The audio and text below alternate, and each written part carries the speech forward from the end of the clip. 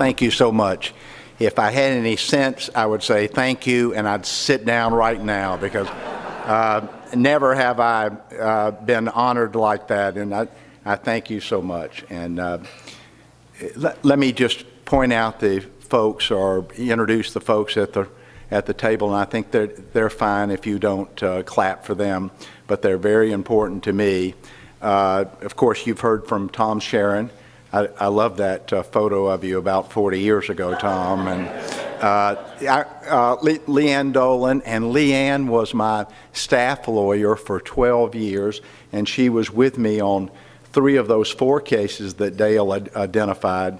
And it wouldn't be, if I hadn't had Leanne when I got the call to take Brian Nichols, I wouldn't have gone. I wouldn't have gone.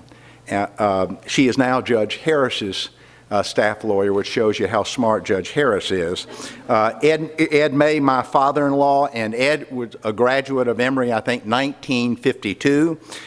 His daughter and my wife's sister, Lisa, who just recently moved here with her family to be closer to her dad from Houston.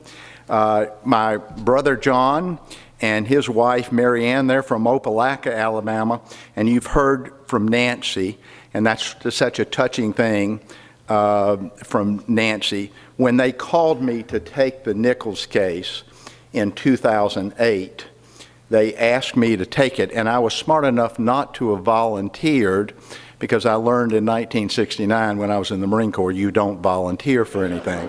But I said, well, I was stunned. I'd have to talk to my wife about it, Nancy, and they said, well, sure, that makes sense. Said, can you talk to her and be back with us in an hour?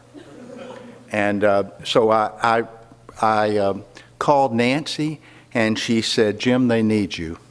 There's never been a nicer thing that's ever been said to me. They need you. So I took that case. I took the case then. There were many times after that where I was wondering, do I have any sense at all? But as you know that we finished it, let me just quickly go over the people that the people that have been so kind to me. Richard Griffiths, of course, who called me many months ago, and I was scared to tell anybody that I was going to be an award winner until it officially came out. And I saw the press release. I couldn't believe the press release. I wanted to go show it to everybody. I wanted to put it on my door at the courthouse. Kathy Brister, who's just a delightful person, and we must have talked many, many times. That's because she needed to hold my hand. And the emails. Dale Russell, and normally you don't want to hear from Dale. The fact that he would spend all that time, and Sam Olens told me that he would, but they went up to the house that I grew up in. By the way, it is great to, the house you grew up in, to be able to go and tour it anytime you want to. I'm smart enough to keep my mouth shut when I go out there.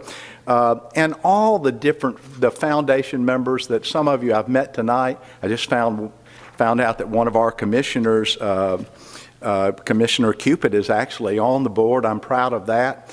But thank you all. I'm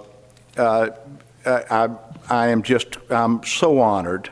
And lastly, I wanted to say to all of the guests, and particularly the judges, my colleagues, the Supreme Court justices, thank Harris Hines. I don't think Harris is here tonight, but certainly I would have loved to have been as kind and wise as Harris Hines when I was on the bench for those 30 years. But I wanted, we have about 5 Cobb judges here tonight, and they had a chance to go to Red Top for their annual steak dinner where all the North Georgia judges, where they can go in blue jeans and really let their hair down, so to speak, and they came here, and I appreciate that. Thank you. I just have a very short few remarks, and Kathy has told me exactly how short they'll be. I'm being recognized tonight, and this is from the reading, for keeping courts open during some of the state's highest profile cases. Now, this annual award I read honors a person or group whose work has significantly improved freedom of information in Georgia. The First Amendment reminds us, and we've heard Richard say this tonight in its website, that the Georgia Constitution states, quote, public officers are the trustees and servants of the people and are all times amenable to them. And that's something that we could probably read and review every day. I hope my background helped me understand these words and perhaps give meaning to them. As a prosecutor, of course, working with Tom Sharon in the early 80s, we dealt with the public and the media. We dealt with victims. At a relatively young age, I became the chief magistrate of Cobb County, and not only was I a judge there making decisions, but I also took on a lot of other roles. And I hope that that helped me in sitting down. I was able actually to sit down and talk with people in the press, for instance, and tell them this is what we're going to be doing in a particular case, and all the cases came through there. I went to a course early on. It was called Courts in the Public. It was out, and I probably went to it. I went to it because my clerk told me that we were going to it, and the clerk had been there for about 30 years, and I knew that I needed to pay attention. But in that particular course, they taught me that you need the confidence of the public. You need the confidence of the public in order to operate. And the more the public knows, the better they'll feel about our court system.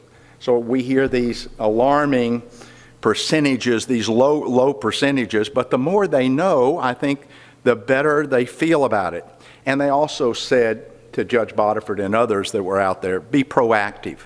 Let folks know what you're doing. So I developed some rules that I was going to explain the process every time. I was going to explain the process. And I reviewed the rules with folks. And what I found is people appreciated that, and they would follow the rules just like judges do. If I know the law, I'm going to follow it each and every time.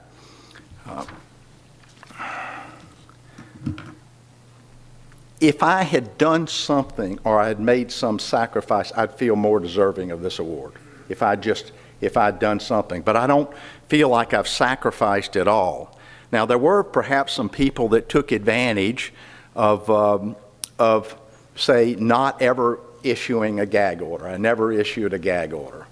Like in the case where Tom Sharon was the head prosecutor in the Fred Tokar's case, the Chattanooga television reporter decided, well, if there wasn't a gag order, he could go out and interview the prospective jurors. And obviously he took it a little bit too far, but one phone call resolved that. We didn't need to have a hearing or whatever. One phone call to the general manager and said, you can't really go out. That's taking it a little far. You can't really go out and knock on the door of a potential juror. What I found in all of the cases that I've had media is the media is the best watchdog of the other media. For the most part, the judge doesn't have to get involved at all. I will say this, and some of you that are younger may not realize this, but in 1996 in the same case, and that was my first big case that was a trial. I'd had many preliminary hearings and whatever. When I decided to let the cameras come in the courtroom, obviously the rest of you could always be in the courtroom, but when I decided to let the cameras come in the courtroom, the Speaker of the House then, and this is no disrespect to this Speaker at all, it's not personal, but he quote, he said, I just can't believe a judge would do that. I just can't believe a judge would do that. I wasn't feeling too good that day when I read that, and later on, he predicted in that same article that he believed that the Tokars case will produce the Georgia equivalent of the O.J. Simpson trial. Thankfully, it didn't. Thankfully, it didn't. And perhaps maybe because it did not, maybe that helped open courtroom, and it helped other judges to realize that you can do that. In fact, I had many people in my cases to tell me what a good job I did, and I would always just say, this is what Georgia judges do every single day. You just watched it. Now, by the way, when the national TV cameras were on, I never came in late. I mean, I'm not an idiot, but for the most part, that's what we did every single day. So I'm glad that you think